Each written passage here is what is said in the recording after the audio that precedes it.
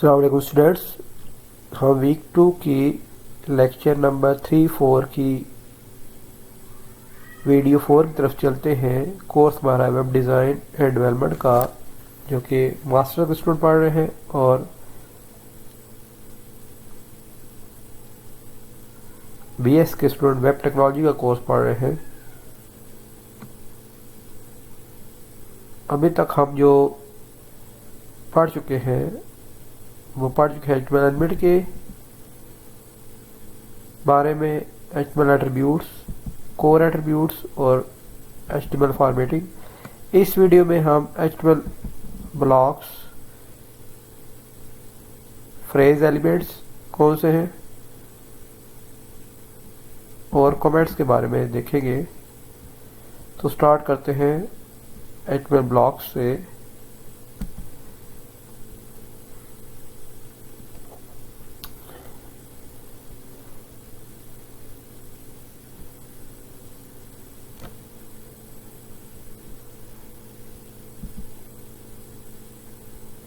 HTML block से क्या मुराद है कि हम अपने एलिमेंट्स को कितनी कैटेगरी में डिवाइड कर सकते हैं। तो हम अपने एलिमेंट्स को दो कैटेगरी में डिवाइड कर सकते हैं, एक ब्लॉक लेवल एलिमेंट और एक inline elements. Block level elements कौन से होते हैं? जब हम उन एलिमेंट्स को यूज़ करते हैं अपने वेब पेज के ऊपर तो उनसे पहले लाइन ब्रेक होती है और उससे बाद लाइन ब्रेक होती है। कहने का मतलब यह है कि ब्लॉक लेवल एलिमेंट्स हमेशा न्यू लाइन पे ही आते हैं। जैसे P block level element H1 है, H3 है, H4, 5 आपकी लिस्ट होगी, टेबल हो गया, एड्रेस का टैग, ये सारे न्यू लाइन से स्टार्ट होते हैं और इनके बाद में जो एलिमेंट आएगा वो भी नई लाइन से स्टार्ट होता है। इन लाइन एलिमेंट्स कौन से होते हैं? जो कि एक ही लाइन पे अपीयर होते हैं, जैसे बोल्ड, इटैलिक, अंडरलाइन, साइज का टैग, स्ट्रॉन्ग का टैग, ये भी हम पढ़ के भी आ चुके हैं। हमने पैराग्राफ के अंदर सारे टैग यूज़ किए थे, तो इसके पहले या बाद कोई लाइन ब्रेक वगैरह नहीं होती, तो ये एक ही लाइन में आते हैं।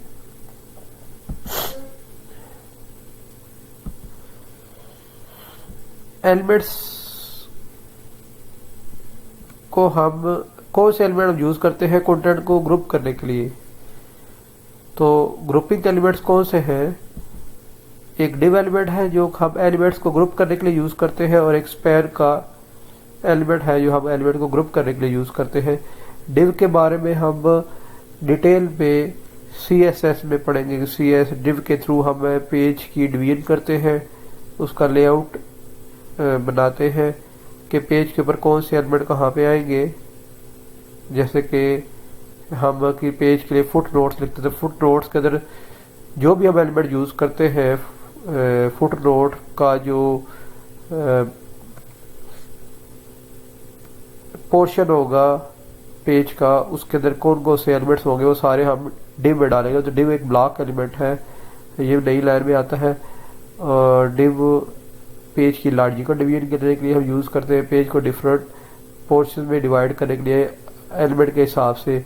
जैसे पेज के ऊपर हेडर का, हर पेज के ऊपर हेडर होता है जो कि एक वेबसाइट का टाइटल जिसके ऊपर लिखते हैं। नेविगेशन को हम डिव के थ्रू सेपरेट करते हैं बाकी एलिमेंट से। तो सेम तरह के एलिमेंट जो एक दूसरे के साथ बिलोंग कर रहे थे उनको हम ग्रुप करने के लिए डिव का टैग यूज़ करते हैं और हर नई डिव एक नई लाइन पे आती है। तो स्पैन का जो टैग है वो यूज़ होता है इन लाइन करने के लिए एलिमेंट्स को।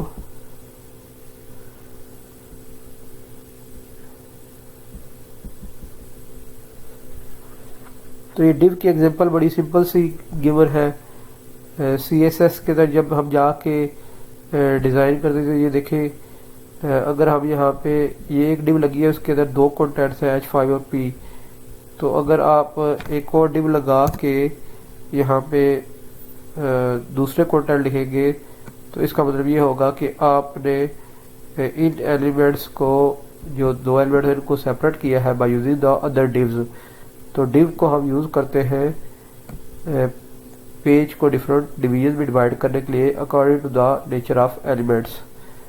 तो डिव को हमने डिटेल में CSS में पढ़ना है।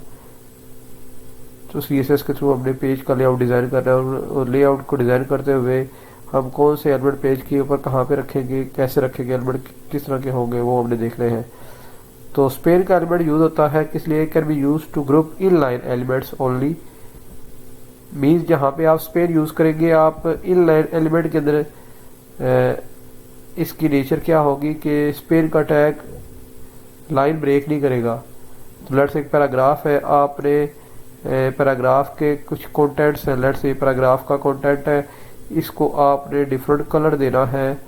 तो हमने क्या किया कि स्पेन के थ्रू इसको सेपरेट किया इस कंटेंट से और इसको हमने कलर क्या कर दिया, ग्रीन। तो यहाँ पे आउट में आप देख सकते हैं, तो इससे ग्रीन कर दिया और यहाँ पे स्पेन के थ्रू टैग पैराग्राफ के कलर को, ये जो डिव टैग लिखा हुआ है the content of this paragraph, तो हमने इसका रेड कलर कर दिया। मतलब कहने का क्या हुआ कि स्पेन का टैग अब जब यूज आपने किया तो यहाँ पर देखिए कोई भी लाइन ब्रेक नहीं हो रही, वो एक ही लाइन में स्पेन के टैग दोनों आ रहे हैं। फ्रेज टैग कौन से हैं, फ्रेज टैग के को हम उसी तरह यूज करते हैं जिस तरह से हमने यूज किए थे बोल्ड, टैलिक, अंडरलाइन, प्री और टीटी के टैग को। तो हमारे पास फ्रेज टैग में साइज का एलिमेंट है जो कि हम किसी भी it is again is in line element, ये किसी भी टेक्स्ट को अंडर द सर्कमस्टेंस दूसरे टेक्स्ट से डिफर करने के लिए यूज होता है। मीन्स एम्फसाइज्ड करता है कि जो कि सेपरेट पहचाना जाता है, जैसे कि आप यहाँ देख रहे हैं। तो एम्फसाइज का टैग हमने अप्लाई किया है इस टेक्स्ट के ऊपर, तो इसलिए देखिए एम्फसाइज का डिज़ाइन ये कर दिया। तो इसको जो इसकी जैसे डिस्प्ले हो रहा है वो चेंज हो गया। तो मार्क्ड का जो एलिमेंट है वो क्या करता है, वो टेक्स्ट का क्या करेगा, हाईलाइट कर देगा। तो यहाँ पे आप देख सकते हैं आउटपुट इसका, इससे टेक्स्ट को हाईलाइट कर देगा। Very easy tags. स्ट्रोंग का टैग क्या करता है, स्ट्रोंग का टैग इसके टेक्स्ट के जो साइज है, इसका वेट है वो बढ़ा रहा है। तो ये सारे फ्रेज टैग हैं। हमने अगर एब्रीविएशन लिखनी है और उसको एब्रीविएशन की फॉर्म में पेज के ऊपर शो करना है किसी टेक्स्ट को, लेट्स से ये हमारे पास टेक्स्ट है ABHY, तो हम कहते हैं ये एक एब्रीविएशन हमने बनाई है। तो एब्रीविएशन किस तरह बनाई है हमने, एब्रीविएशन का एलिमेंट यूज करके, टैग यूज करके। तो इस ये कैसे डिस्प्ले होगा, इसको हमने टाइटल दे दिया अब्दुल्ला का, तो जैसे ही आप इसके ऊपर लेके जाएंगे तो क्या शो होगा, अब्दुल्ला। तो इस तरह से हम एब्रीविएशन को शो करते हैं वेब पेज के ऊपर।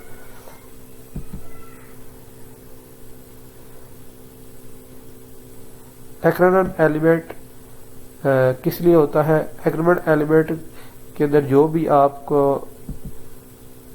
कंटेंट आएगा, टेक्स्ट आएगा, उसको वो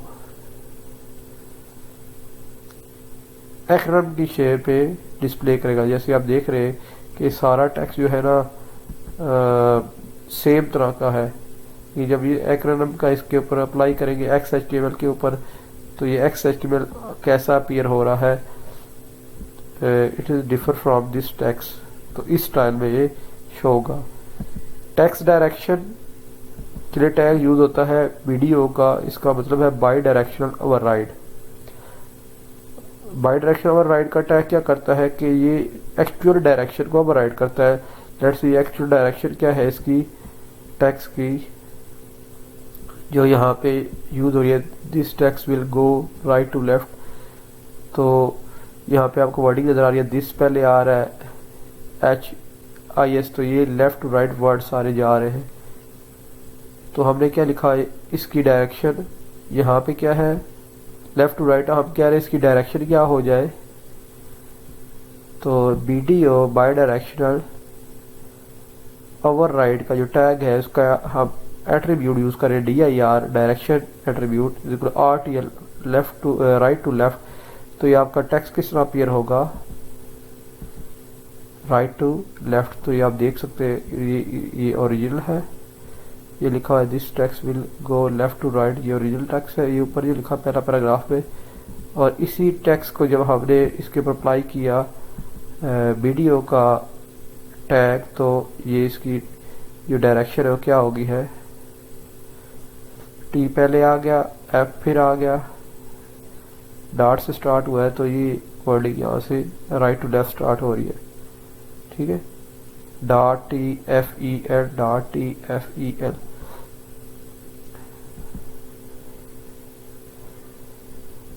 तो हमने अगर कोटेशन में किसी को डालना है टेक्स्ट को, तो हम क्यू का टैग यूज करेंगे।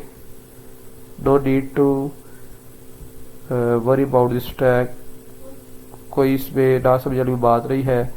अगर हमने अपनी कंप्यूटर कोड्स हमने अपने HTML पेज में डालने हैं, तो उसको कोड के पैराग्राफ में लिखेंगे, सॉरी कोड के टैग में लिखेंगे, तो उसकी जो अपीयरेंस होगी वो दूसरे टैग से इस तरह से डिफरेंट नजर आएगी।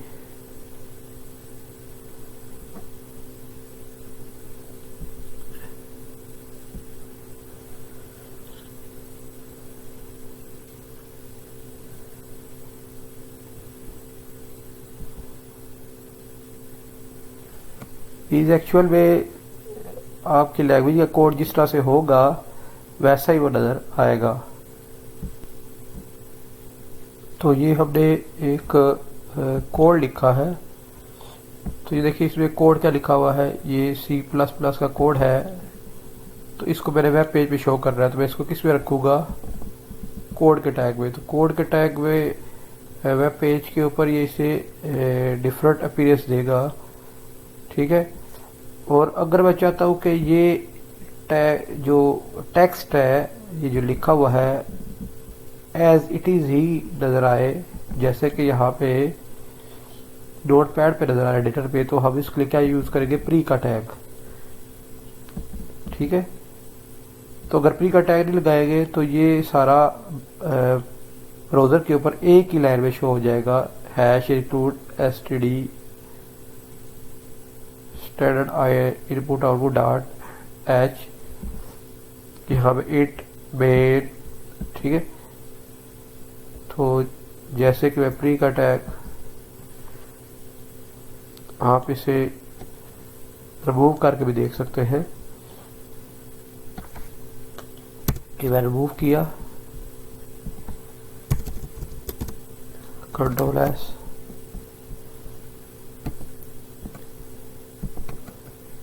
तो ये देखिए इसकी जो अपीयरेंस है वो कोड किस तरह होगी, लेकिन ये उस तरह से नज़र नहीं आ रहा जैसा कि मैंने एडिटर में लिखा हुआ है। तो अगर एडिटर में मैंने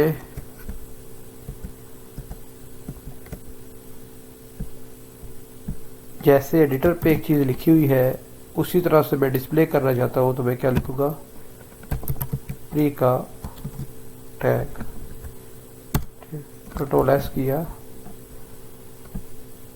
तो अब इसे रिफ्रेश किया तो ये आप देख सकते हैं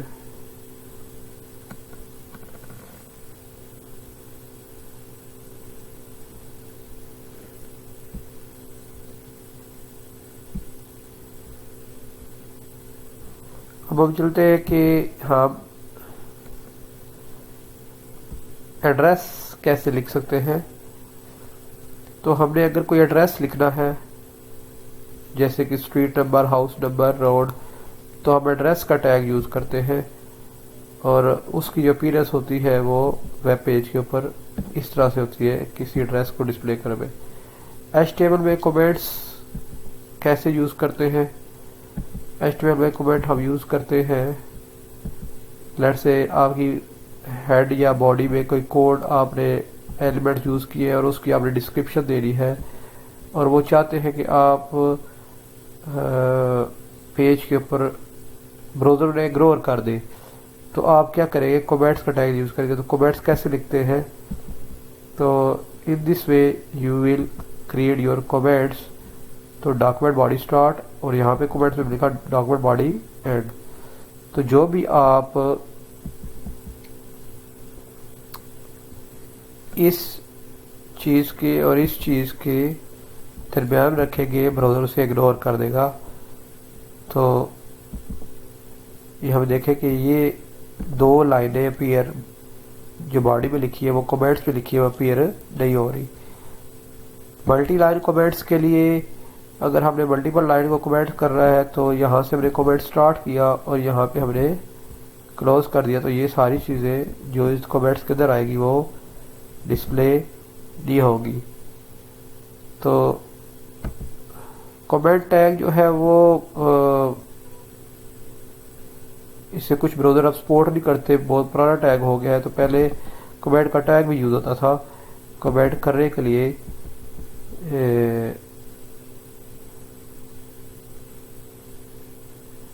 टेक्स्ट को, कोड को, कोई कमेंट लिखने के लिए। तो लास्ट वीडियो में हम मेटा टैग को डिस्कस करेंगे। टिल देयर, अल्लाह हाफिज़।